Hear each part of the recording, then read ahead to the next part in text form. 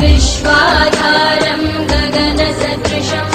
मेघवर्णं शुभाङ्गम् लक्ष्मीकान्तं कमलनयनं योगिभिर्ध्यानगम्यम् वन्दे विष्णुं भवभयहरं सर्वलोकैकनाथम्